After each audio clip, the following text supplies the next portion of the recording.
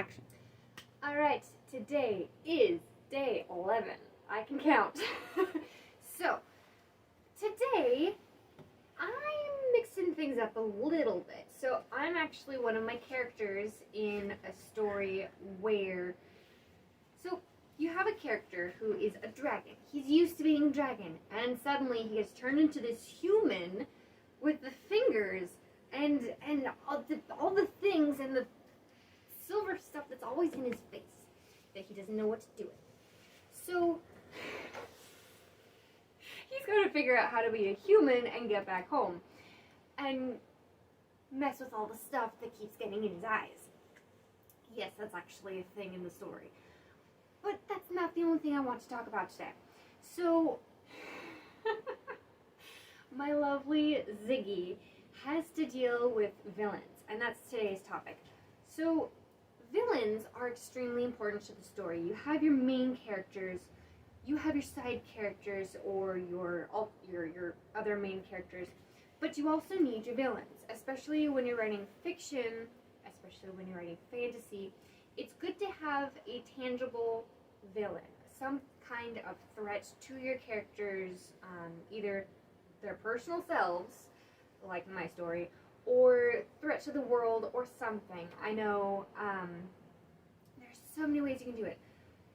The best thing to do for villains, though, I found, is to make sure that they're an actual threat. So give them qualities that match your heroes, like your main characters. Make it an actual struggle. Like, I don't know if I can defeat this guy because my skills are here, but they need to be here, type of thing. Or maybe your characters are good with this kind of stuff, but they're not good with this type of stuff, and this is what the villain is good at doing. So, figure out the relationship between your bad guys, your villains, your antagonists, whoever that may be, whatever that may be, because it could be something like a global disease. It could be something like one world is leaking into another one. It could be any number of things, but whatever it is, make sure that it matches your character's strength for strength, weakness for weakness. Also, another tip for villains, you don't want to just hate them. You have to give your villains, unless they're like a straight up monster like a, for example, rabid werewolf who doesn't have any reason or control over himself. As a random example, Ziggy's starting to get real annoyed with the hair, but there we go.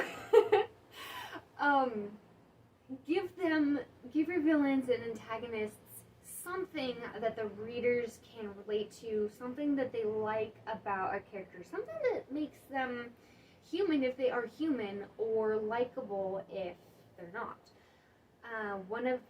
Most of my villains, I give them interesting aesthetics, and I make them really believe that what they're doing is right and the only way forward to reach their goals.